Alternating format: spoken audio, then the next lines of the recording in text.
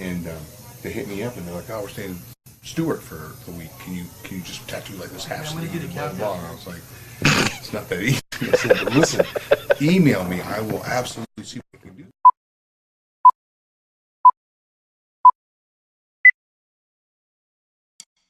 Live from Livestream Entertainment's mobile studio.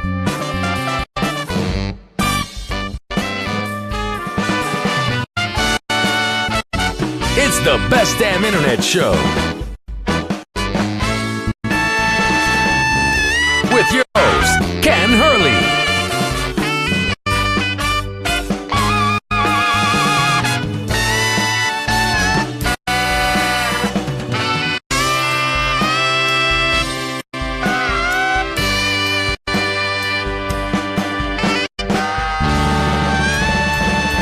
And now, here's your host, Ken Hurley.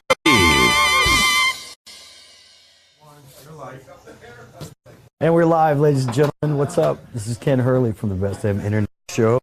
I'm here with, as always, my co-host, Steven Sperling. Say hello, Steven. Sperling. What up, Steve? Hello, Steven. I'm here with my special guest today, Chris Blinston, ladies and gentlemen. Say hello, Chris. Hello, everyone. That camera right there. Passing live across the internet on YouTube, Periscope, Facebook, places like that.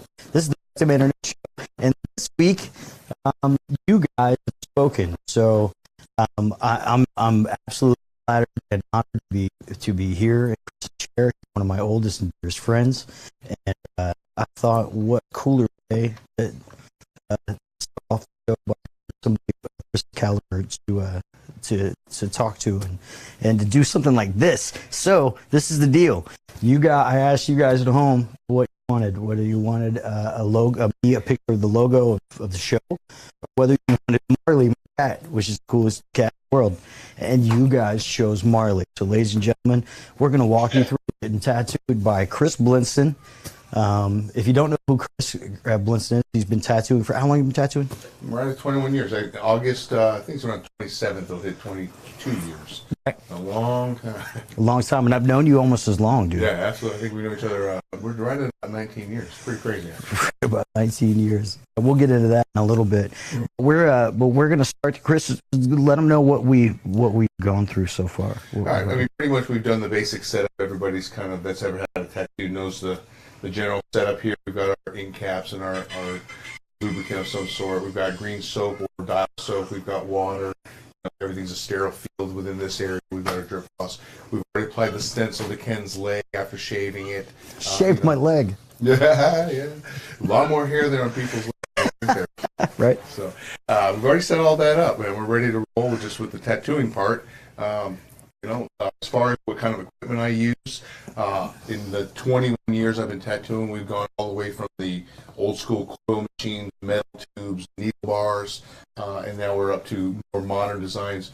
Rotary machines I use, tap machines. So if you missed it, that's a rotary machine. So it runs out of a rotary instead of the spin type machine. Sure. And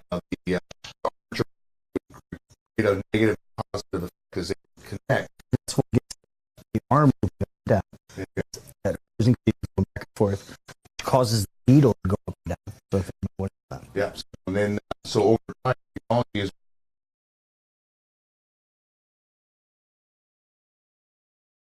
a little teeny bit of difference between being a little bit jiggly and not jiggly. Creates less damage in the skin, makes it heal faster, makes it stay better. And there you have it. But you still use other type of machines, though, right? I know you still use. I'll go back and forth to the coils for certain tattoos. For the most part, I'm all rotary now. The other technology too is that we've moved on to disposable everything else. I don't necessarily need an autoclave anymore, which is a huge part of our business.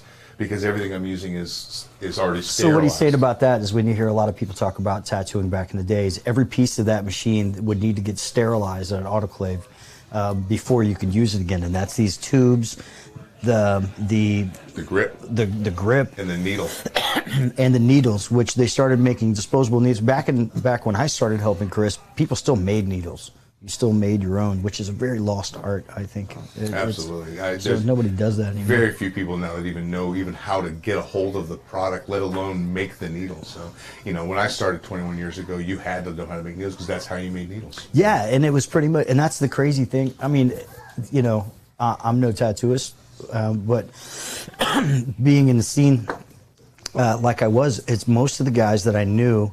It's like you'd call them, we like call Chris and be like, hey man, we're gonna ready to go out Friday. Nah man, I gotta sit around, I gotta make needles.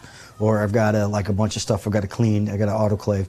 So nowadays it's just, I buy packs of 20 of different grips, buy packs of 20 of whatever, and it just throw them away when they're done.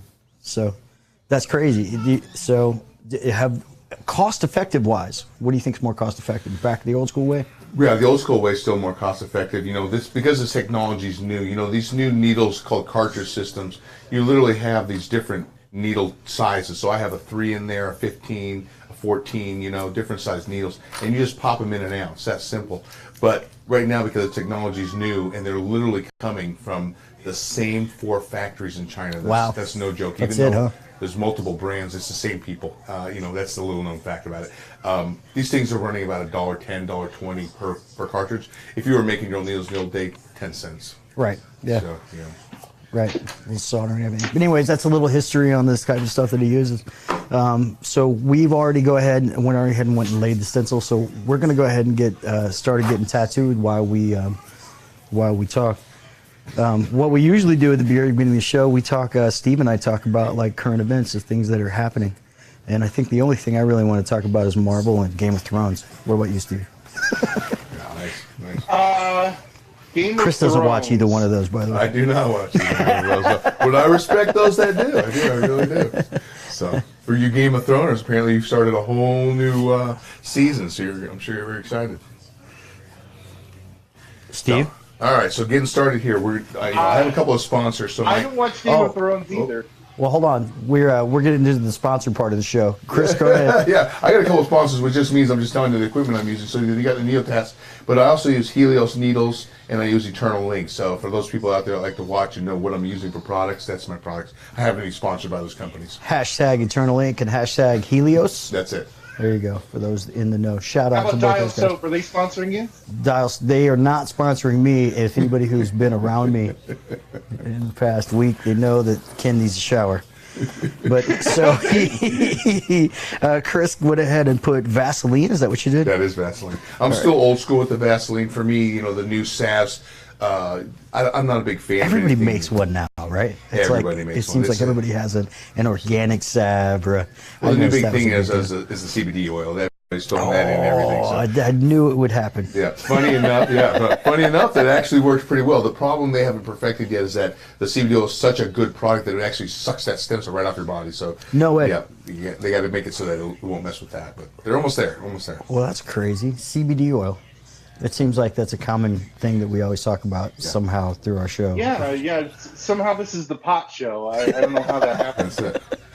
Well, people who know me may, I don't know. Anyway, so it's probably my fault. So All right, people Chris. who know you are not surprised that it's the pot show and not the soap show. No, absolutely. Yeah, not the alcohol show, definitely. My first guest that we ever had on the show was a lady who, she was just a regular business lady who got into investing in marijuana, as far as marijuana products through the stock market. So she was showing how lucrative it was. That like marijuana companies are trading at 700% faster and quicker than most of the companies currently on the stock market. Yeah. Like it's crazy how fast it's blowing up. Yeah. And she's not even in the marijuana culture. She's just somebody who noticed the huge trend, and like she's making money at it. So yeah, I mean, I would say that market itself is kind of invaded everybody's life in one way or another. I have multiple clients. One particular one that's a multimillionaire that has now left his club business and moved back to Michigan to open up grow houses. I mean, everybody knows nuts, somebody. isn't it? It's crazy. It's crazy. Yeah, Texas, it's not even illegal in Texas, but Texas opened it up to where you can grow in Texas. Yeah. So those companies could go in and grow on all that millions of acres of land that nobody's using. So if you heard it, that's the machine. He just turned it on. So that's the rotary machine. Yeah, that's definitely one of the bigger differences on the rotary versus a coil. Is it's pretty much silent. You know, back when we were younger, a lot of us did not like the fact that the experimental rotary machines were quiet. We thought it felt weird, but we're so used to it now that when we hear sounds, it actually feels funny. Smoother too. Yeah, much smoother. The other funny thing that's a weird anomaly that nobody thought of is that, you know, back when you walked into a tattoo shop, you smelled that signature green soap smell, and then you had that rock and roll sound. You also had the clack clack of the, you know, dozen coil machines running at the same time. buzz, And now right. you walk into tattoo machines and it's almost like a yoga studio. It's like silent. So we've had to find other ways to make noise just so we don't sound like it's dead in here. I don't know, man. I kind of miss the clack, clack, clack. I actually, from getting tattooed right now, I don't miss the clack, clack, clack. It's pretty smooth as butter, actually. I'm just disappointed that this new technology is not going to cause you much pain. I thought Thanks, the whole Steve. point was to torture you. Yeah, I thought that well, was trust the me, whole man. point. We're just getting started. Yeah, and I assure you that that little needle on the inside of that cartridge is the same needle. As the Yeah, other it's the one. same sharpness as the needle that That's comes out of right. the other one. It was still a needle. So that's the funny thing about it. You can increase all the technology you want until somebody invents a new whole completely different way. This is still taking a needle into the, you know, at least 2/3 of the skin layers, and then, you know, kind of depositing ink into the skin, and that requires a sharp needle. So there's no way around that. What's funny is that somebody asked me the other day, is like, what do you think about, they said robots can now administer tattoos. And I said, that's not surprising at all. Wow. I mean, Wow. it really isn't surprising at all. I mean, there was a report where they said one particular robot printing program, I think, did a Rembrandt. Like, and they made him do it a different size because they didn't want to make it an exact copy for Rembrandt. make it So you actual. had to make it like a small version because it was the printing technology was that good. Yeah. So MIT actually about 4 years ago, they were the first ones to invent the tattoo machine. It was a tiny little one, and it was enough to put a forearm in, and it did an absolutely flawless tattoo on a person's arm. It was a very simple design, but it was absolutely flawless. so there's your answer. Yes, it's been done. Yeah, but it's coming. So yeah, that I don't think is the hard part, really. I don't think the administering the tattoo, like you said, is making it like, you know, when they make a painless tattoo, because they've already made, you know, here I go with my soapbox, but they've already made like tattoo removal machines. So like every idiot is gonna go out and be like, oh, now it's painless, Yeah, and I can get it removed tomorrow. Besides that, all that CBD oil and you know, being very trendy right now, everybody's going to say, so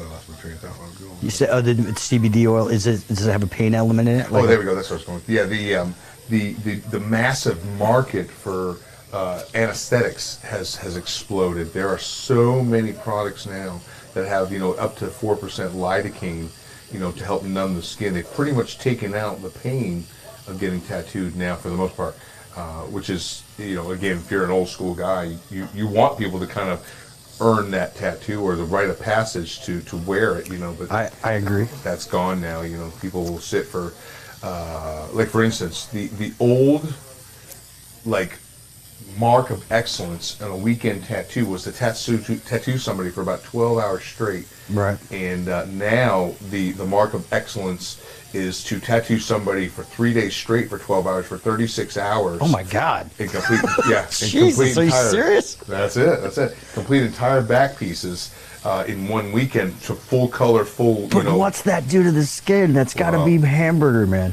when you're done. There's where we're at. So the least amount of damage caused by the rotaries helps, but I mean, there's just no way your body can. We deal with watched Nikki Sixx get tattooed by 2 people, and he was like dying.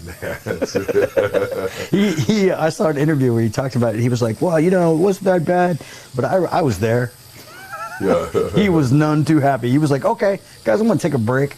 And he got up and he pretty much disappeared after that. He was gone. So I couldn't imagine, and that's 2 people tattooing for 3 hours. Yeah. So 36 hours. What? Yeah. Oh, You know, can you imagine going through 12 and then going to your hotel room and crashing out and then knowing that you wake up in the morning, you're about to do it again and then another time after that? That's just mentally. I think the longest I got tattooed by you was at a convention. That was like, what, 7-8 hours? Yeah. Oh, yeah. I mean, I think 8 hours is like that's a great number. You know, I think most people for 8 hours that's their threshold. You know, I was pretty much done after 8. I know I ain't even lying. I was done after 8. I was done after 6. Yeah, I hear that. Yeah, and 8 was pretty rough. But hey man, you got to pay to play. That's it. That's where we got it. Some people just got that ability. Have either and of they you- can hang. What's that, Steve? Have either of you had acupuncture? Well, I'm currently having it right now. And I'm administering it to you. I've never actually had that. No, not at all. I have localized. I had a back issue, and I had in the lower cluster of whatever on the base of my spine. I had them, and it wasn't what I thought it was going to be. It helped, but it wasn't anything crazy. Well, that's needles too. Was it particularly painful? No, but it's also like the needles are really, really tiny, and they put them in really localized spots, and it's not like this. I mean, this is, you know, you got a needle jumping in and out of this machine. How fast does it go? You know? You know what? I don't know. I don't know the exact number on that. I know it's well into the thousands of you know, what are you going to call revolutions per minute, but I don't know the number. Right.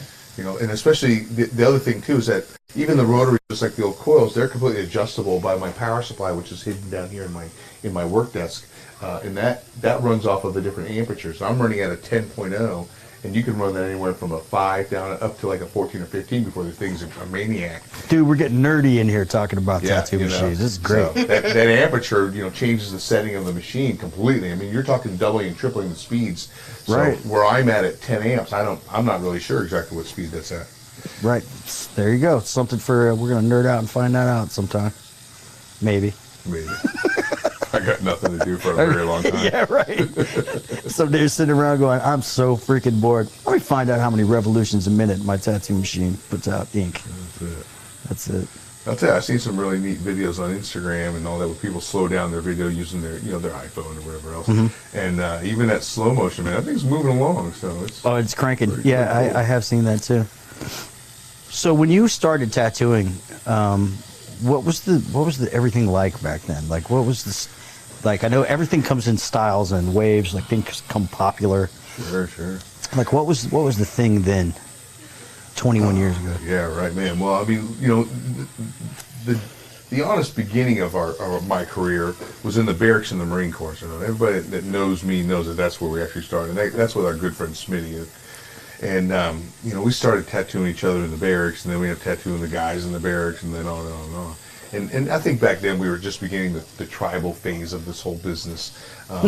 You know, which is, let me tell you, right now, that is a nightmare for us. So all those tribals we did back in the 90s are now coming back to haunt us, because now these 45 and 50-year-old men, they got those damn armbands and those lower Yeah, back and they pieces. all want them covered They up. want them covered up. Yeah, we all hate each other. And you're like, let's see, what can I do with that giant big block of black? Big old block.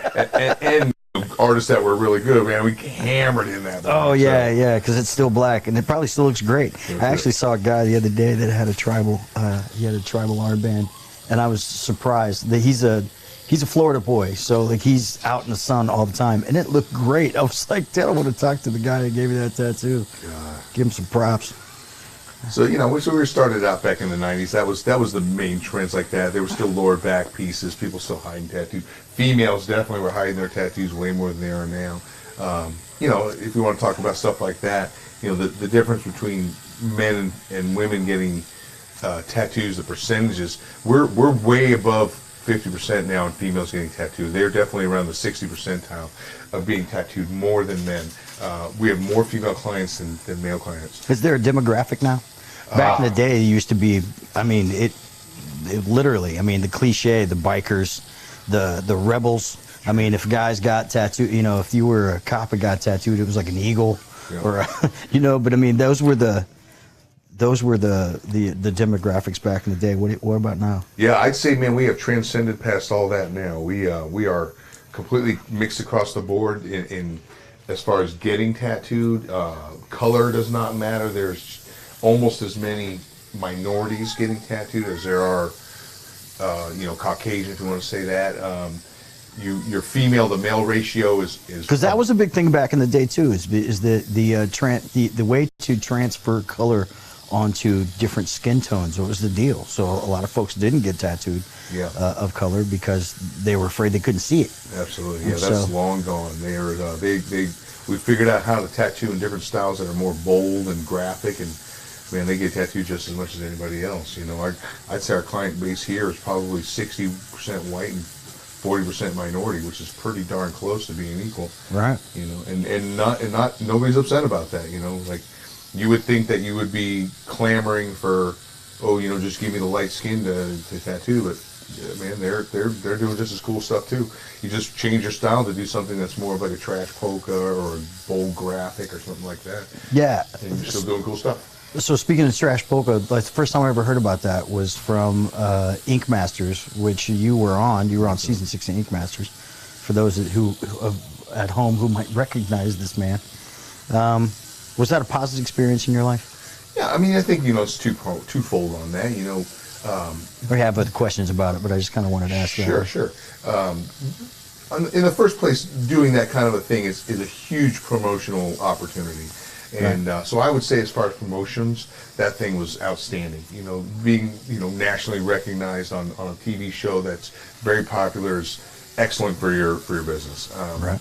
On a personal level, that's a different story. There's a lot of people don't understand that you're filming that show. If you go all the way like I did to the finale, you're gone. Almost 3 months. You have other obligations when you get done filming. You have to do some circuit work. You got to be traveling, and you got to take care of other. That's all part of the contracts through them. All part of it, exactly. Yeah. So in the end, you kind of end up maybe being gone a little too much, but that's your choice, and it worked out for the better as far as promotion. Our business here did very well from that, and my business did well from that, and I still can't go to Walmart without somebody saying something to me like, "Hey, where's your overalls?" Where's your overalls? That's it. Right. So, right. It's funny. That's always funny, But I would never do it again. But I'm happy I did it the one Once time. in a lifetime thing. There you go. That's great. I agree with that. It's funny is that you were getting calls for that kind of stuff, like I want to say since the beginning of those kind of things happening. Absolutely. And I think it was season 2 that they started that bombarding us with calls. And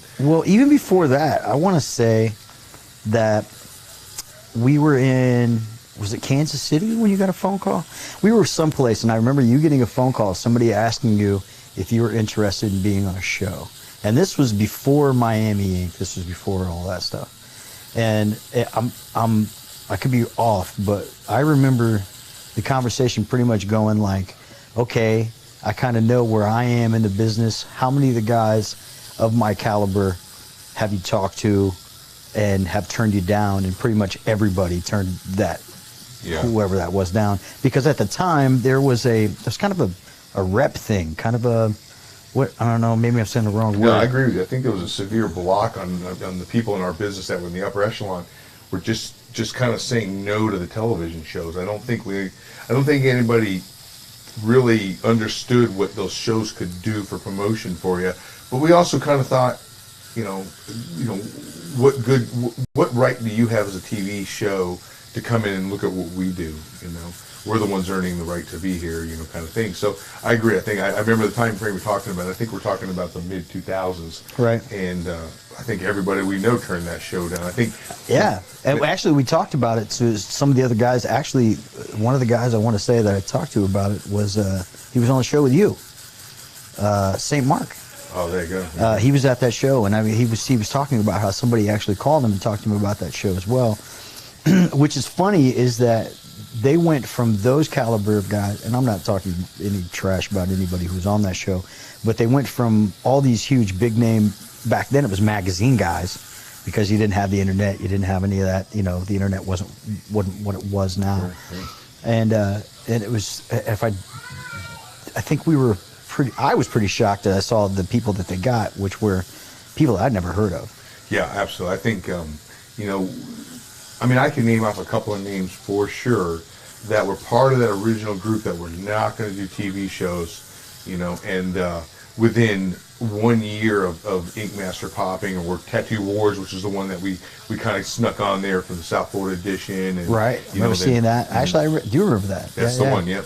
And then Tattoo Nightmares and a couple other ones, you know, Ink by Me, etc. That all of a sudden we started seeing these same people that we talked to that were like, yeah, screw that. Who are all of a sudden on TV shows. Matter of fact, at least one of them ended up being a full-time judge for a whole series that's no longer. Isn't that funny? Yeah. Right.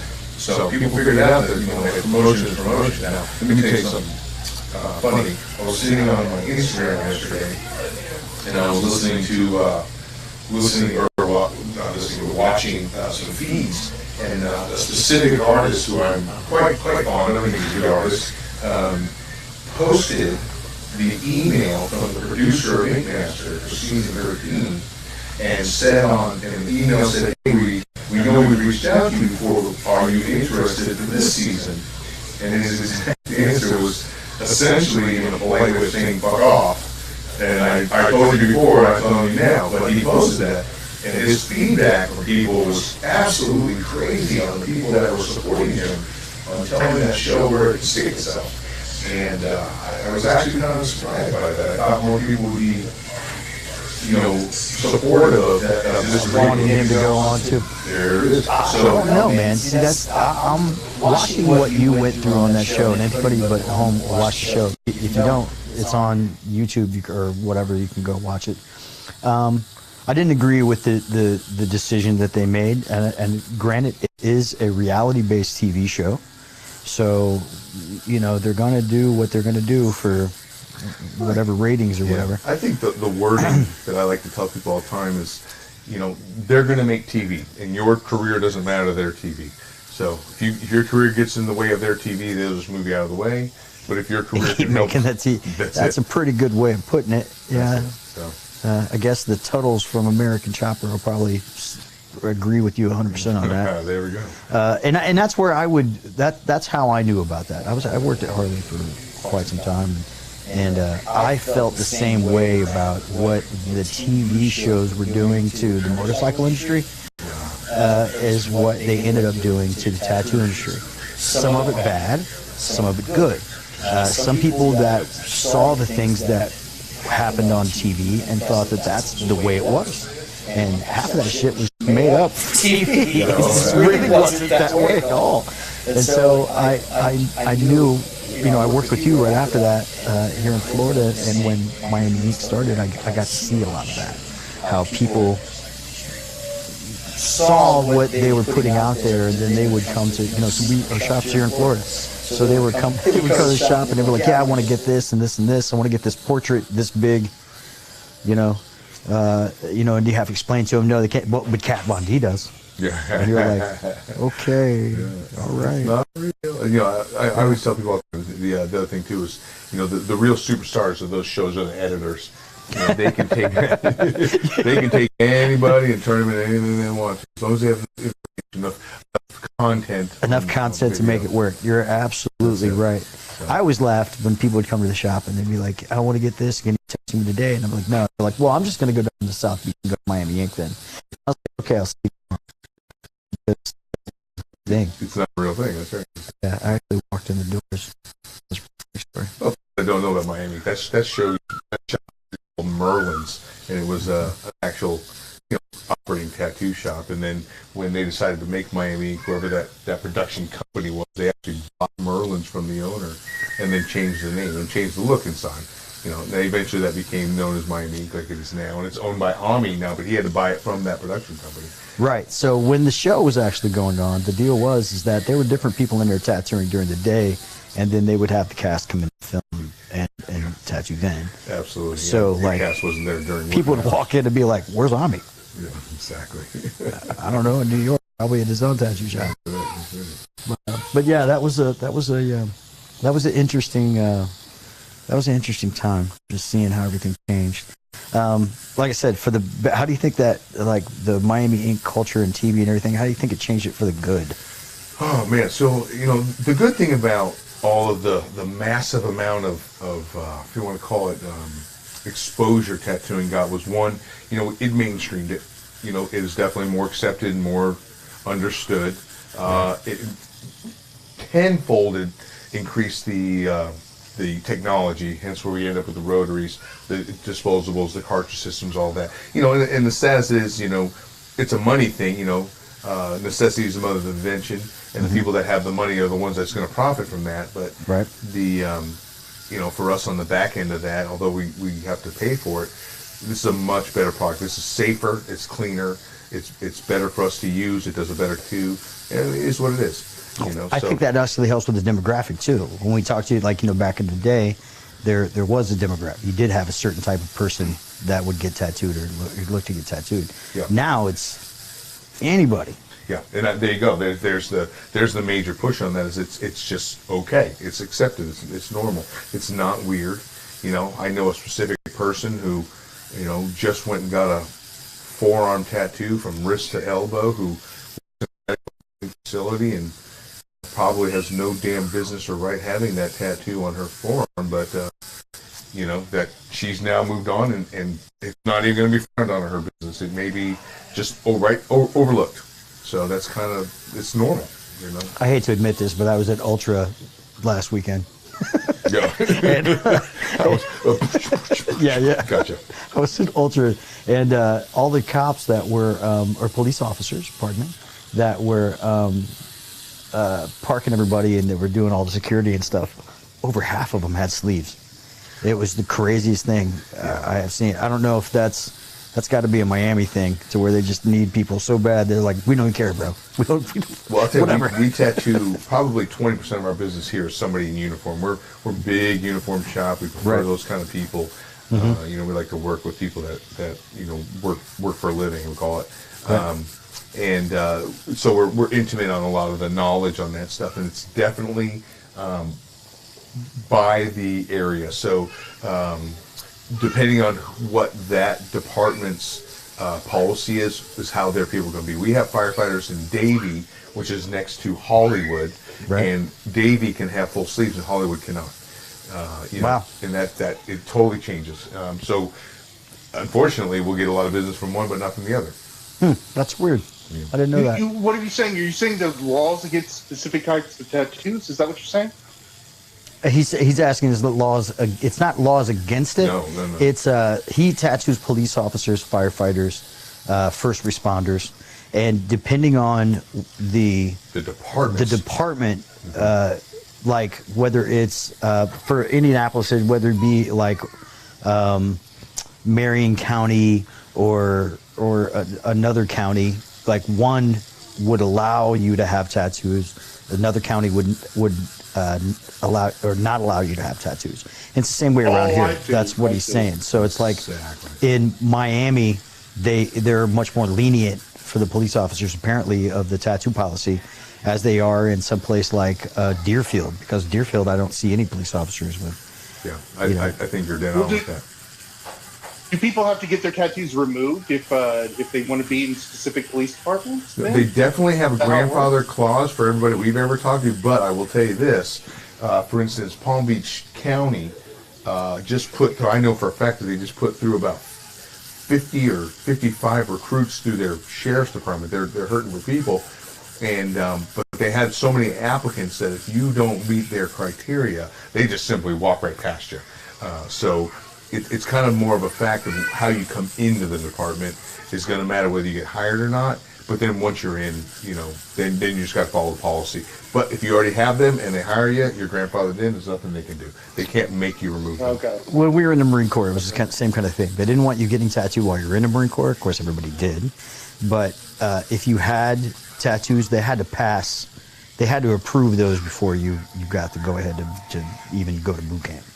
So that's I'm sure they have some of that as well. You know what I mean? And I'll tell you, those policies change too, depending on who the captain or the brigade commander or Sure. whoever it is at the time, because we will literally see them come here and start making appointments like crazy from a certain department, and they'll say to Because us, they get them to go ahead. it That's changed, crazy. right? Yeah, their policy changed, boom, they go crazy, just like that. That's crazy. And then you get grandfathered in because you're like, oh, I already had this. Yep, and it got changed. Yeah. That's great. Exactly. That's awesome. Yeah. So, what's your Steve? What do you know about tattooing? What do you know about this whole thing? I know almost nothing about it. I read Ray Bradbury's The Tattooed Man, but I don't think that gave me much realistic. Steve's the he's more of the learned man. He's less of the street guy like you or I. I bet a lot of intellectual types get tattoos, don't they? Oh, absolutely, absolutely. Actually, my favorite. We talk about demographic wise. My favorite tattoo story from working for Chris was out of Pompano. The old guy in Pompano, Eileen. You remember? We know what I'm talking about. I don't remember. Guy walks in, he's probably 70-something years old. He walks in with his son, which his son's in his 50s. And his son, he says, I'm here to my dad wants to get tattooed. And kind of look at him. Does not look like anybody that would ever get tattooed. He's just that kind of guy. You know what I mean? Very, very nice. Super nice guy. Super friendly. He said he wanted to get his wife's name tattooed on him. And so we were like, okay, all right, so we start the process of, getting all that ready. What's her name? How do you spell her name? Do you have it written? That kind of thing. We're going through all that. So, so nice, by the way, and so harmless that we were like, okay, where do you want it? And he said, I want it on my butt. And so he points to his left butt cheek.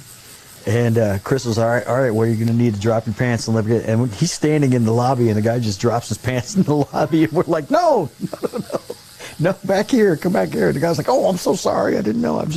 I'm kind of nervous. I don't know what to do. And we're like, it's okay. So we bring him back to the booth, and he pulls his pants up, and comes back to the booth, and so he drops his pants, and we show him the font. He wants this big, bold Eileen on his rear, and so he's getting tattooed. And so as he's in the process of getting tattooed, I said, hey man, I gotta ask, you don't have any tattoos, do you? And he says, no, I don't have any. And this is my first tattoo ever. I said, how old are you?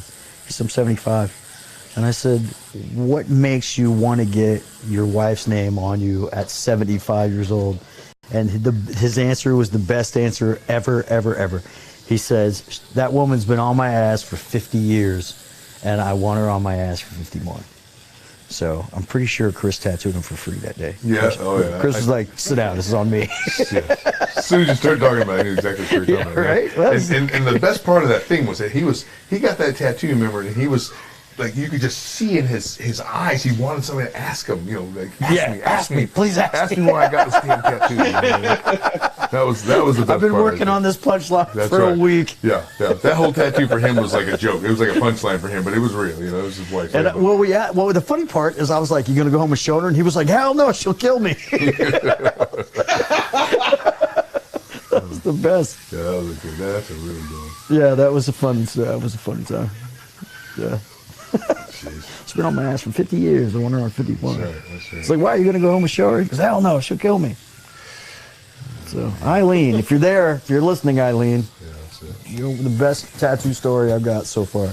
Actually, the nicest Take your tattoo story I've got husband's so far. Yeah, on your husband's ass. Good job, Steve. That's great.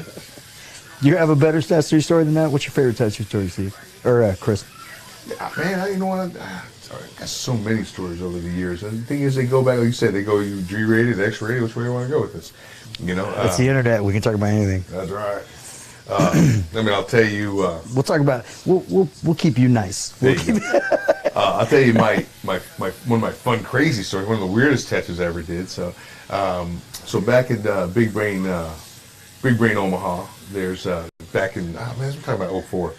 This guy comes in and he wants to get a tattoo on his forehead, and the counter people kind of like slow him down a little bit, and they're like, what do you want to get? And he says, I want to get 666. Now this is, I need to preempt this by telling you that this guy's dressed Gothic, and this is Gothic before Gothic had a name. So it was just black trench coat, black boots up to his knees, whatever, greased back hair, all that crap. He was Gothic, and so you can imagine what he looks like. So he comes in and he says to the counter, I want to get 666 on my forehead. And I'm just not that guy that does that stuff very often. And so they lean over to me over the counter, and I lean I lean over to them and I tell them, I tell the guy to kick rocks, and so off he goes, out the door. And next day he shows up again, same guy, same weird clothes, same everything. And I say weird clothes, not that I'm against any, type of style person. But It's just for the time being. Yeah. His dress was out of place. He definitely stood out. They just did not have that look back then, Right. And we're talking about Omaha, Nebraska, not exactly the cutting edge of style. Right.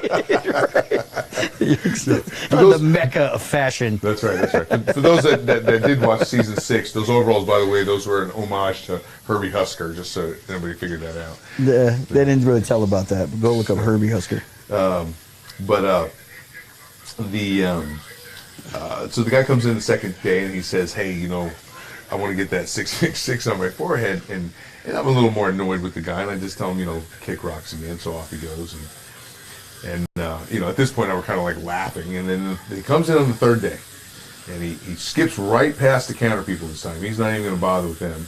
He walks right into my booth, my room, and he says, look, I'm going to get this tattoo on my freaking forehead.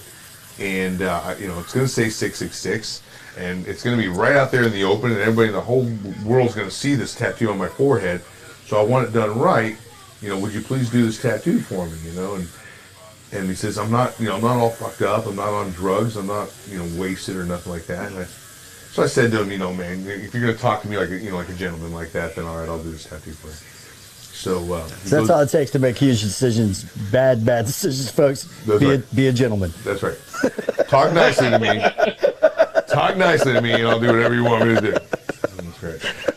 Listen, many dumb decisions in our lives, Ken, has been done over some polite conversation. In 2004, it was a whole lot different. Life was different. You're talking to younger Marines that were just like, all right, your life. What do you want? So, I'll go to church on Sunday. Exactly. I'll pray for you, buddy. That's it. So, so the guy goes, he picked out some nice numbers, and we put them on his head, and we did them real big, like about an inch and a half. I remember.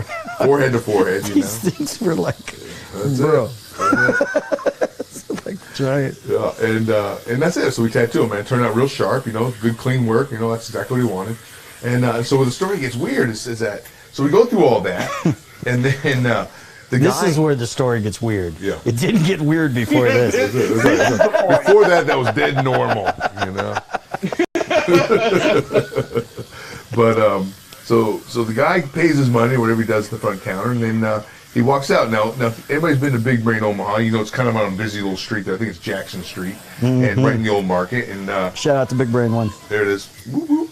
And you walk out that front door, and you could have anywhere from a good couple dozen cars right there coming at you. And the guy just walks right out the front door and just walks right across that street, doesn't look left or right. Cars are squealing their brakes as they're going to just smash this guy.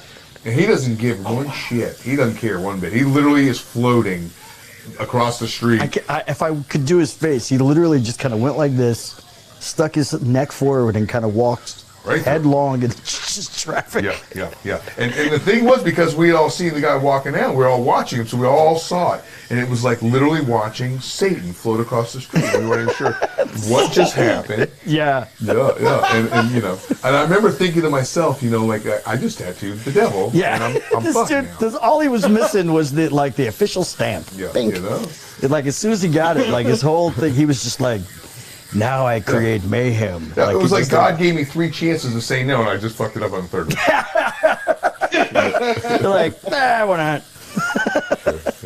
Sure, give me the crack pipe. I don't care. Funny. Oh, it was so bad. Yeah, we all sat in the shop when a guy got up, because when he got up, it's like his whole demeanor changed. He wasn't rude. He wasn't mean. He was still polite, but he just kind of got up and had that crazy look in his eye, just like, I think maybe it hit him.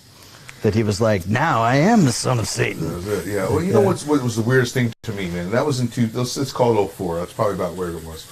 In Omaha, Nebraska, you're going to run into some dick with 666 on his forehead somewhere. Somewhere you're going to see this guy, right? To this day, not one person at Big Brain Omaha, not one person at 7-Eleven, not one person at any club we've ever been to has ever seen this guy ever again. And that's Yeah, the weird that part is of the story. that is the truth because I stayed there until 06 or 07, and I never ran into the dude ever after that. That's the and weird the old thing to market me. was you had to run. That's a into little him. scary. He ascended to hell He ascended, yeah. He was right after that. Yeah. He floated over to Jackson's ice cream shop, got ice cream, and then went to hell. That's what the fuck happened. That was it. I think for me, I had to kind of like come to its own little funny terms with this guy, later on, and I kept saying to myself, the only way I could justify this guy is that he had to have been terminal, maybe cancer or something, and all he wanted to do was just do all his crazy things he wanted to do. I'm going to dress up gothic. I'm going to walk across the street without looking. I'm going to get 666 on my forehead. Like it, right. Yeah, that, he had to do Strangest whatever. bucket list ever. Yeah. Right. That's all I could. That's the only way I could justify what I just did. That was going to ruin my soul for eternity. The one that got me, the one that freaked me out. I mean, that was a little freaky, but the one that freaked me out was the guy who had the disease to where it felt like he was burning. So he got a portrait of himself burning on his arm, and he didn't tell about it until after he was done of why he got that. And do you remember that? I don't remember that guy. Oh, dude, freaked me out so bad. He was like, so I have this disease. As he's getting tattooed, he had this tattoo You sure of this this isn't guy. a story I told you after I tattooed that 666? No, No, kidding, go ahead. it's the fire in the back here. No, this dude, this was Pompano. And this dude wanted to get this guy in flames. And it was actually pretty cool. We didn't know the context, and he wanted it on his arm. So Chris's tattoo him. Actually, it was like the second sitting, and so we asked the guy like, what's the,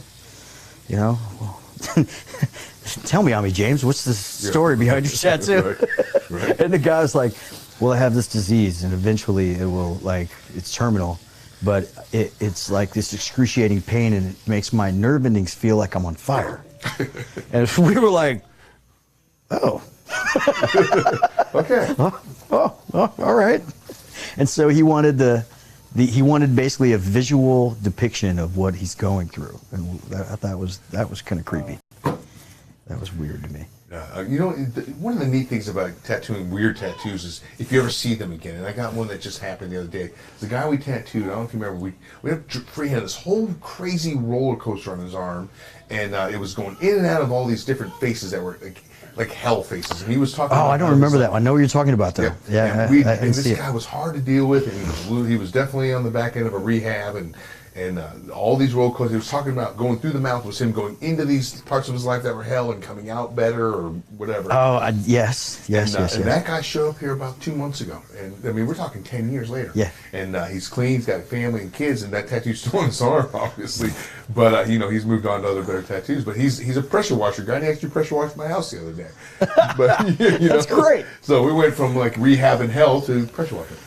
That's crazy, man. Yeah, I some of these stories are insane. You get everything from like that for a guy that obviously that was a big deal in his life, for him to go through that kind of stuff, and then Somebody wanted to know if that was a tattoo of a bikini girl. a bikini girl. Yeah. Yes. Yes, bikini girl. Cat. Yeah, cat named Marley. Cat named Marley, the bikini girl. I still voted for the show logo. Bro. Yeah, I know. Doug voted for the show logo, of course, just because it's Doug's show. So, It's actually Doug voted. I mean, I gotta tell you, your people are nice because I would have really jacked you up. I would have said something. really Dude, screwed okay, up. so I only gave him two choices. At first, I gave you unlimited choices. I deleted that like 5 seconds later because I was like, no. Somebody's going to come up, dirty underpants or Yeah. something stupid. Because that's what you guys do. Yeah, I think the next contest you should just do something more fun and just be like artist choice. Just let him do whatever the fuck he wants. We'll blindfold you. Oh. Give like a 4-inch square and just see what the that'd hell be fun. happens. Yeah, that'd be a lot more. Says the guy who's in Indiana who's not getting tattooed. That'd be fun. Yes. Listen, Steve, we're about ratings here, right? That's what's the matter. It don't matter about Ken's legs. Yeah. Screw him. Yeah, forget my legs. We're here for us. Yeah, I want to let you all know that you guys don't know how far this rabbit hole can go because there's some tattooists that we know out there that have penis tattoos. That grown men who do, you know what I'm talking about, right? With the beards and the lion manes and the like, they have various. Oh my God. Oh, dude, it's. They think it's the funniest thing in the world. Yeah, well, I'll tell you, here's the thing, though. The Instagrams and the Facebooks and social medias have absolutely exploded our industry, obviously. You know, before you used to get promoted, you needed to be in place somewhere for a photograph or a magazine or something like that, and that clearly is long gone. You know, we're down to just instant posting and instant fame out of every tattoo. But part of that, you know, kind of weird nonsense is that you now have the shock value. And that's the other part of our industry that's gone rampant crazy. The shock value being that if you can do a tattoo that's just plain crazy, just a straight up vagina, porn shot, porn perfectly done realism of porn scene, that kind of thing, it's not taboo. It's absolutely normal. You know, and That's you'll insane. get. There used to be a magazine 4,000 called likes. Taboo, which was the stuff that was all blue material. You know what I mean? Stuff that's like. It was There you really, go. You'll get likes. You'll get 4,000s of like. well, So, that's just shock, though. yeah, exactly. So it's not, you know, there's not much that isn't considered somewhat kind of normal. Although I still like to think in my heart of hearts that maybe on social media that's pretty cool, but when you walk into a job interview or something, that might be frowned upon. you know, So, Derek, tell me about your vagina tattoo on your lower part of your arm. that's it. That's it. The one that I can see while you're at work. What about offensive stuff like a swastika or something like that? Do people still ask for stuff like that? I'll tell you, that's a great question. The whole thing with racism and any kind of anti-gay, anti-trans, anything, anti-Semitism, anything like that has completely gone away. That's not even like even thought of anymore. If you're involved in that kind of tattooing, you are shunned. Yeah, you just don't do it anymore. Right. Yeah, that's used to back in the day, and I mean, you know, not saying would never out anybody like that, because back in the day, if you were a tattooist, you were a tattooist. Some people definitely had lines they didn't cross. Other guys were like, "Hey man, that's what I do." You know what I mean? They didn't take it home with them. You know, that's just whatever. They look at it. It's like an actor playing a part. You know what I mean? Like, guy plays a Nazi on TV, goes home, he's not a Nazi. You know what I mean? Now, again, I'm not condemning or condoning, I'm just saying it was a fact. And so that was a thing they usually find, you know, behind closed doors on a Saturday night, you know, at 3 a.m, some dude pays extra and he wants to get something crazy. Or you just had a dude who was a friend of yours with a tattoo machine that saw life like you did. You know, that was like back in the day. It was never, I never really ever heard of any of that stuff. Even when it was underground or whatever, I never heard of anybody actually doing that during daylight hours during a shop being open. I just never heard about that. Yeah, that was a great question. They absolutely just not. You just don't do it anymore. You know, if there's a tattoo coming out somewhere brand new, then like Ken said, at most that's being done completely in secret. You know, nobody wants to be attached to anything. Yeah, like you that. would never post that ever. Right. Okay, is there such a thing as a tattoo artist who has no tattoos? Does that animal exist? Yes. What was this question? A tattooist that has no tattoos. Absolutely. One of the most famous tattoo artists in the world, named Anil Gupta. He's like Indian, Middle Eastern Indian. He's actually famous in New York City for doing the very, very tiny little postage stamp size portraits. Amazing work. He has no tattoos, and he's been tattooing about 25 years and has about a 1-year waiting list. And there's a couple other people like that, but he's the most famous one like that. And then the second thing is that, well, I'm sure you've seen or maybe haven't seen, but in general, the better the tattoo artist, the worse, crappier the work on them. As funny as that is. That is exactly and that usually true. meant that you were so busy learning and tattooing that you just didn't have time to get good tattoos. So that also happened. Oh, that's I heard it about the other way. That's It's like funny. saying, I saw a guy that I revere in the tattoo world, and he had a couple really busted pieces, and I said, man, you know, for somebody who's you know, such an awesome tattooist, he was like, look, I'm great, my friends suck. He was like, who am I gonna go to? I thought that was so funny. I was like, well, yeah, he's like, and he does so much work all the time that he can't just sit down and take 6 hours because he's always tattooing. Yeah, good point. It was pretty funny though. He was like, look, I'm the good tattooist. My friends suck. Very true. Very true. So yeah, Because you end up getting tattooed when in the tattoo business. You end up getting tattooed by your friends. So some guys are lucky enough to have all their friends are amazing. You know what I mean? Other guys, it's guys around your shop. Yeah, what it comes down to is just time. Do you have the time to sit around and get tattooed? I think we all started the same way when we all started at the beginning of the industry and our careers of really wanting to get tattooed and get stuff on us, and then I'm into it and all that, and then there's a point in there where you don't give a shit anymore. Right. I have more unfinished work than I do work anymore, so right. And that just kind of becomes the standard, I would say. Although I know a couple of guys that still get tattooed every 2-3 months. I'm probably at once a year now. That's cool. What's your last piece? Do you remember? Oh yeah, I got an anchor on my thigh. I was at what show was that? I was at Tommy's Tattoo Convention there in Connecticut. First time I ever did the show. Great show. And it's sponsored by Tommy's Tattoo Supply. And the guy's actual name is Tommy. He's a nice guy. And there was a younger guy across the hallway from me, and I just felt like getting tattooed that day. And I leaned over at him and I said, "Hey man, you got about an hour? I just want a cool anchor and on my thigh and all that." And apparently the guy was a fan from the show, and I did not know that. He freaked out. Yeah, he freaked out, exactly, which I thought was really cool, but he freaked out. And then he spent the next, I don't even know. Listen, the anchor is about 2 inches wide and about 3 inches tall. It's tiny. Right. And he spent, 6 hours drawing the anchor. Trying to make sure it's perfect. For Christ's sake, it's on Chris Blinston. Exactly, Right? exactly. I mean, I'm flattered on that, but it was fun. That's funny. So, but it probably took about an hour. And I'll tell you, at 45 years old, it doesn't take much to remind you how much getting tattooed sucks. It is still painful, and it gets more painful at 45 years old. Yeah, and I'm older than him. That's it. So what's that tell you? Oh man, You look beautiful, by the way. Are you in pain, Ken? Am I in pain? I'm never going to let you guys Yeah. know that. Oh, well, you're doing a pretty good job of not letting us know, assuming that you are in pain. Maybe you're well, enjoying I it. guarantee I'm going to be in pain tomorrow. So that's usually Okay. how that goes down. Yeah, it's. What about What's about up? people who tattoo themselves? Does that happen very often?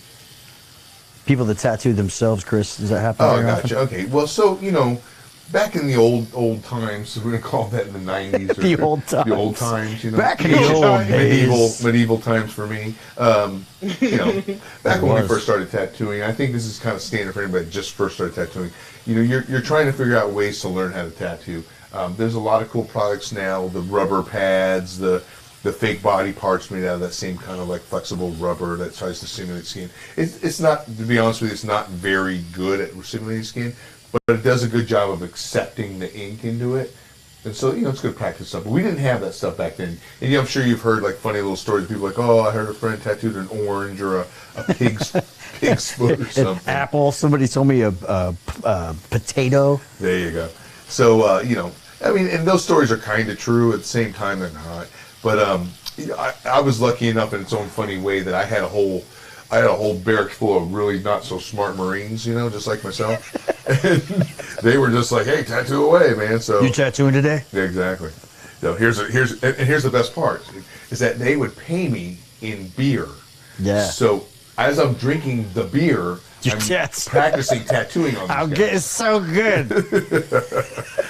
That's the best part. But so there was ways to practice. But to answer your question is that sometimes you didn't have that person that was there, and you just needed to practice that day. You felt you needed a little practice, so you would pull out your thigh, you would pull out your leg, somewhere you could reach and give a little practice on that. Now, I was blessed that I only did very, very few, very minimal amount of work on myself, and I didn't have to tattoo myself. And then I went right into finding really amazing artists that I was fans of and getting them to tattoo me from there. So that's it.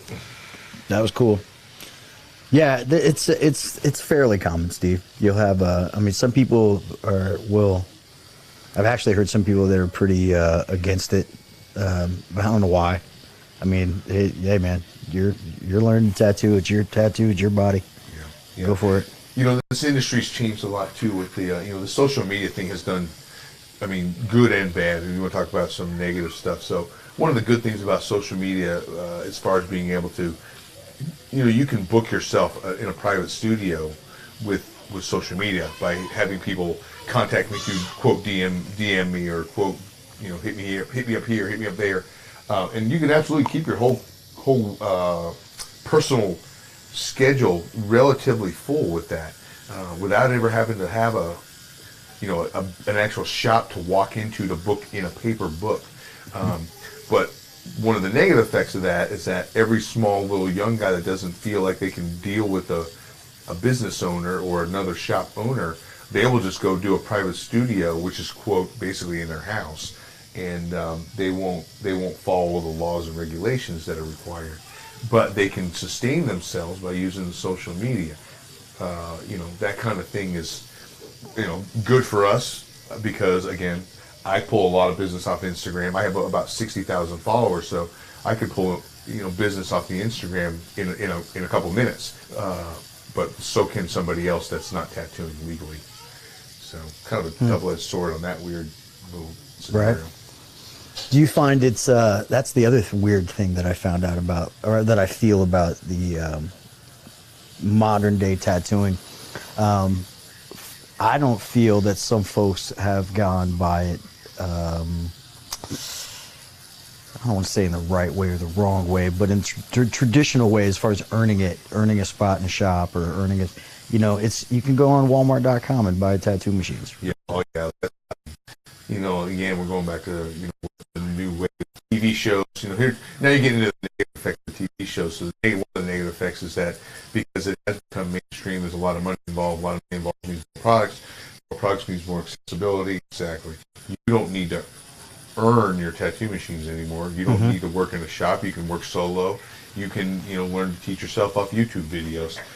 Funny enough, there's a handful of artists out there that are amazing from doing it that way, but there's also a bunch of jacked up dudes. That's it. Well, see, that's the and thing. girls too. There's Well, girls too. I use the guys and girl. I use that as a generic. My apologies. Didn't mean to offend anybody. But it's funny. It's that's the thing that I find weird. That there's certain things in the tattoo business, like anything, like being a mechanic, right? Like you can pick up a wrench and start wrenching, but I think that there's certain knowledge that's passed down from mechanic that you wouldn't even know to ask if you just picked up a wrench and started doing it. You know what I mean? I mean, maybe mechanic's a bad thing.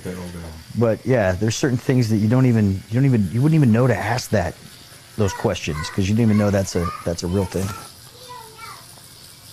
Yeah, I think on top of that, you also have there's a little bit about, doing it the right way, just that little bit. I think that's the part that's gotten lost over time, is doing it the right way. Now, let me give you a little mini story. So this girl hits me up on direct message about a month ago, and she says, and I don't know who that is. It's they're just straight up DMing me, and on Instagram it says, "Hey, do you have time today for a little tattoo?" And I said, "Well, what are you thinking about doing?" I'll have to see if I have time because I'm usually booked up about 2 months, maybe 3 months. And the girl answers back and says, just this little kind of geometric design, maybe about an hour or two's worth of work, And I said, oh, okay, let me see if I can figure out something in my book, blah, blah, blah. And as we're going through that quick conversation, I realized on her Instagram, she posts while she's waiting for me to answer that question, whether I can get her in. If anybody is tattooing out of their house today, because she doesn't know if she wants to wait for a shop to find availability. So while you're trying to find her room, she's trying to find somebody that can just do it real fast in the garage. Yeah, okay. Yeah, so I responded when I saw that. I saw the post, and now I'm out. I don't want to tattoo Right. her. Yeah, I'm not gonna. Because that's not the kind of that's not the kind of business I want to be a part of, and there you go. There's that little bit of morals or morality that gets lost now with the availability of social media to be able to book somebody, because the same guy that's booking himself for today in his garage is on the same platform that I'm on, booking myself at the shop. Right. No, I got it. It's like going to a convention full of amazing artists and asking the dude if he can do letters. Yeah, I well, always thought that was funny.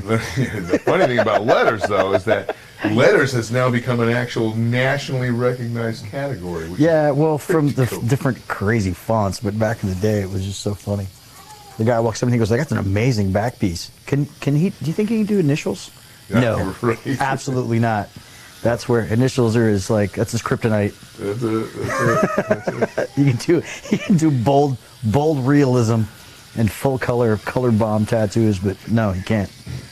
You know, Can't make an A. Yeah. God, it reminds me of like, remember we were up there and remember we went to Long Island Tattoo Convention there. Oh God, yeah. And so we're standing there, and we're kind of in awe because we're talking to, James and Tim Kern, who are good friends of ours back then out of Chicago. Now they're out of I think Oregon. Right. And If you don't know who they are, twins, they're absolutely amazing. Amazing work. James Tattoo Kern. artist twin. What's that? What'd you say, Tattoo Steve? artist twins. Is that what They're you said? twins, yeah. They're twins, and they were art majors in college. When they got out, the medium they chose to work in was tattooing, and it shows. They're amazing guys. Yeah, they both excel. I mean, they're in the big world of tattooing. At least in the late 2000s, Right. They were both considered top echelon. James Kern still himself is. Tim's kind of moved on a little bit, but Right. James Kern is considered one of the fathers of cover-ups. So when you study the best cover-up tattoo artists in the world, you're studying a lot of. For James those Kern. that don't know, cover that's a mistake. Being able to go back and actually do a piece of artwork over top of that not only covers it completely, but it's its own piece, is considered a cover-up. And there's actually a That's couple the sort of thing that was covered in the Tattoo Nightmares. Yes, series, that's right? exactly what they do. We that actually, whole show's based on that. yeah, the whole show is Yeah. all about cover-ups. That's Gus. Yeah, Big Us. Yeah, I got a funny story about Big Gus. Yeah. I got a little story about that show too. So Go ahead. So anyway, actually, I'm going to go ahead and go with my story with Big Gus. A icon in the tattoo world passed away in the last couple of weeks. Lyle Tuttle. If anybody doesn't know who Lyle Tuttle is, he's the godfather of modern tattooing. The reason why they do sterilization techniques and everything is partly because of Lyle and his impact in the business. He came from the old school. I was friends with Lyle. I liked Lyle a lot. Lyle had lots of friends. It's not like it was a rare thing for Lyle to tell stories. But he tells a story about how he got into tattooing. And funny enough is that we were hanging out at that convention with a gentleman named Big Gus, who was a huge fan of West Coast style like Jack Rudy and a bunch of other guys like that. And so when he heard that we were going to be having Lyle Tuttle hanging out in the room, he wanted to come. And he was like, "What, you hang out with Lyle Tuttle?" We're like, "Yeah, man, come on up." And so he's so excited to hang out with Lyle Tuttle, and Lyle Tuttle's telling about the first time he got tattooed. And he goes like, "Yeah, I get out, I go into this tattoo shop, I pick a tattoo, and the guy's like, yeah, it's $8. And I sit down, the guy tattoos me, and he's got a bucket. He's sitting there tattooing me. He's got a bucket behind him with a rag and black water in it. And when he would get done tattooing me, he'd take the rag and wipe down the tattoo and put the rag back in the bucket. That's how everybody tattooed back then." He goes, so he told me, clean it with alcohol. He said there was a bar next door, so I went next door, bought a bottle of vodka, threw it on my tattoo, wiped it in, and got drunk. And he said then after a while, I thought, hey, man, I want another tattoo. That wasn't so bad. So he goes back to the guy with the bottle of alcohol, and he says he wanted to kiss a tattoo, wanted another tattoo, and he picked out this battleship. And the guy said, all right, sit down. He tattooed him. He said he got done tattooing him. He handed the guy a $10 bill. And he said as he was talking to the guy, he realized the guy never gave him back change. So he whipped out a knife, and he was going to cut the guy. And he told the guy that you just stole $2 from me. He said, no. tattoos are all kinds of different. So he was showing him how the different tattoos are different money. And he said that he liked the guy. He said he apologized, put the knife away. They started drinking the vodka back and forth together. And he said the next day he went and joined the guy and they started tattooing together. So that's how Lyle got into tattooing, by almost killing a guy over $2. Over $2. Yeah. I'm better off dead. Where's my $2? He's like, "Hey, where's my $2?" Yeah. That's awesome. But the long story short, his tattoo shop was actually right next door to the bus station in LA. So he'd get all of the, this is the 60s, the late 60s. So he'd get all the hippies coming in, and first place they stopped was Lyle because they had to show their newfound freedom and independence, and they would get tattooed. He was telling me, this is where the Gus story comes in. He said, sitting there one day tattooing, and his door flies open, and there's this girl in this long fur coat with these 2 dogs. He says, she said, "Are you Lyle Tuttle?" And he goes, "Yeah, who the fuck are you?" She goes, "I'm Janis Joplin." He goes, "Who the fuck is Janis Joplin?" And she says, "I want to get tattooed." And he goes, "Well, take those dogs and get out of here. It's not a kennel." And he goes, "Come back and see me when you got the dogs." So she left, came back, and then she walked in. She said, "Lyle Tuttle, I heard about you." And he was like, "Yeah, whatever."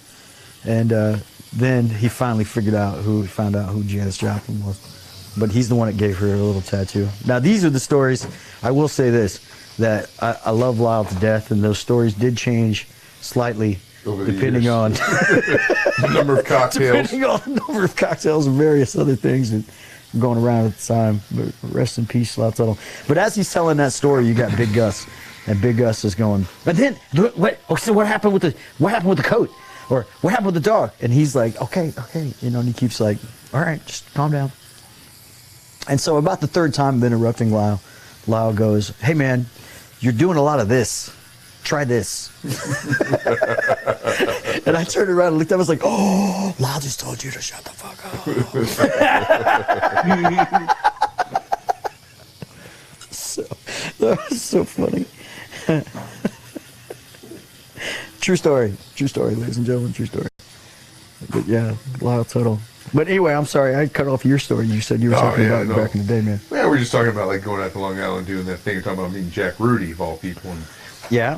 we were out there. If you remember when we went out there, I think we brought 14 people to that show. That was Yes, that was the first big show. That was the huge first big one. show to go. And so we're standing there talking to the Kern brothers, and then we look over and there's Jesse James, the motorcycle Yes, builder. yeah, I got a funny story about that too. Go ahead. He's talking and he's talking to Jack Rudy, and so we go over there and this goes to that change thing, the money thing, and he says, "I want some of those stickers. I'm a big fan of Jack Rudy, who's been on TV. He's famous. He's been around 50 years, blah blah blah." And he's got some stickers. Already laughing. You know what this is going to turn out. Yes, it's a funny story. But and I walk over there, this young full, I'm full of piss and vinegar because I think I'm good and blah blah. And I said, I pick up these 3-4 stickers, and I think 3 stickers or whatever, and I hand him like a $10 bill or whatever, $20 bill, and I look at it for change, and he looks at me and he says, "Listen, you little shit." It says right there on the sign, 4 fucking stickers for $20. So pick you out another damn sticker and get the fuck out of here. In all my toughness, I was like, "Yes, sir." Grabbed my sticker and walked away. Even funnier, we so another friend of ours, Brad, we another tattoo convention, and Jack Rudy's got a booth there. This is in Houston when we did it. Was it Houston? The Live Fast. Yeah. First What's list he? size. Austin. So we're in Austin, and so my buddy, we all went down there together, and so he's the other guy, and he sees Jack, and he's like, "Man, that's Jack Rudy." And I was like, "Yeah, go say hi to him." By this point, I'd known Jack Rudy. We had seen him at a few conventions. Friends at this point, yeah, friendly. Friendly, well said, Friend well with said, yeah. As long as you buy a Jack, stamp sticker, right. you're good. Yeah, right. We survived the sticker debacle. But so my buddy walks over to him, and he was like, "Hey, so you have any more shirts?" And he says, "What size do you wear?" And he says, "I wear extra large." And he was like, "This is a medium." Jack says, "This is a medium." And he goes, "Okay. Do you have any extra large?" And he goes, No, all I have is this medium. It'll fit you. Here, $15. He takes his 20, gives him 5, and shit throws him the medium shirt. And so we got home. He was like, "Hey man, you want this shirt?" I was like, "Why'd you buy it?" He was like, "Well, Jack didn't give me an option." He made tell him me no, buy yeah. it. It's like, "You gonna tell Jack Rudy no?" I was like, "No." That was so funny. good. So many stories like that. If you know Jack Rudy, if you don't know who Jack Rudy is, if you know who Jesse James is, and you ever watched the Jesse James TV show, he's the one that did Pay Up Sucker, and on his hand he also did the Jesse James. He said it was his family crest. That's what he told me when he showed it to me. He's like, he did my family crest, and it's a $100 bill with Jesse James' face with flames coming off the edge. So it was pretty cool. Yeah, he's definitely, I mean, he's one of like the godfathers of West Coast portrait style, kind of beatniks style. Yeah, absolutely amazing. That black and gray kills that black and gray stuff, man. All that crazy font, what I call it gangster font. Gangsta. Gangster. Him and Boog. The guy, here's a funny story, and you know, everybody knows everybody kind of thing, but that guy we're talking about with that funny roller coaster, he, the tattoo I just did on him, he actually called up Boog because he saw something in a magazine, and he called up Boog and asked him if he would do some font for him, some lettering, and send it here to be tattooed. And then the guy's like, "Who you got tattooing it?" And we're friends with Boog, and he said Chris Winston, and then Boog didn't charge him a penny, did it for free. Nice. That's cool. Right? Super cool. Yeah, Boog's a cool cat. I hung out with him at the very first tattoo convention in Kansas. Wichita. Yeah, no, not Wichita. Kansas City? I went out there with a tattoo magazine that I was doing commentary with, and they had their very first tattoo convention because they had made tattooing legal the week prior. And the amazing part about it is that there were like 45 shops there, and I was like, for tattooing being illegal, you sure got a lot of tattoos. You got a lot of shops around here. It's crazy. That's funny how you just came legal last week and there was already like 5 shops and a chain of other shops.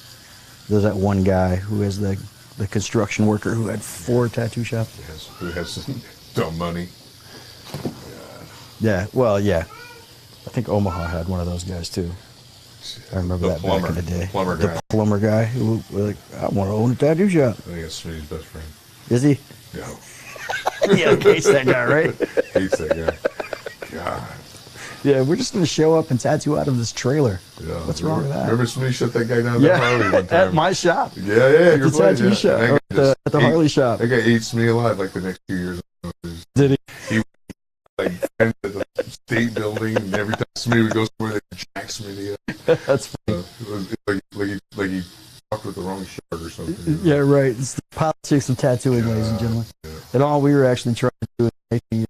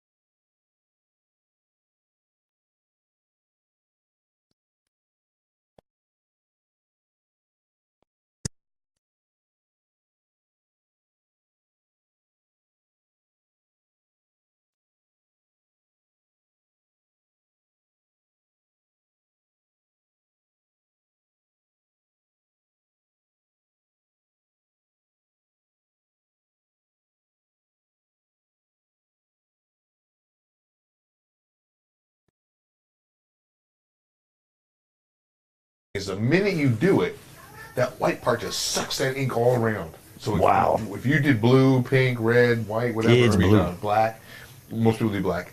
That ink just completely changes the color of your white of your eyes to that color, and it's permanent. And that's something that the extreme body mod guys and girls do now. We knew a guy who had blue. Is that right? We had blue, and we knew a black, and we know a girl that has pink eyes now. Oh, she's got pink eyes now. It's crazy. Wow. Yeah, to me, that's That way is too extreme for me. crazy. Yeah, way too extreme. Yeah, I'm not. Yeah. Yeah, no. No, thank you. You're like, yeah, no. Yeah, no. I'm out on that. I checked out on that. Yeah. That's crazy. There really is no coming back from something like that. I mean, I No, apparently you can remove tattoos there's now, not. but- There's no coming back.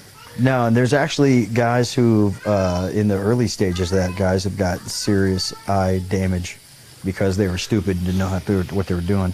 Well, not only that, what they're kind of discovering now too is that those people that did that, their night vision is becoming a problem. What's happening is that you needed who'd have thought there was science behind the light of your eyes, right? Right. You know, Who thought you needed your eyes? who the hell thought God made things certain Who way? would have thought? So what they're figuring out is that the white of your eyes, helps kind of reflect the light on the low light sources like nighttime, or dusk or dawn or whatever, and reflects that little bit of light that's out there up into the actual, I don't know what you would call the cornea, the seeing part of the eye, and without that extra bit of white around there, you're getting less light reflection up in there.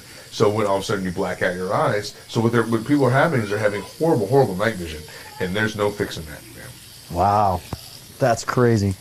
I didn't know it was that nuts. yeah, there's the side effect right there. Huh. All right, What about man. you, Steve? When are you getting your eyes tattooed? I'm getting my eyes tattooed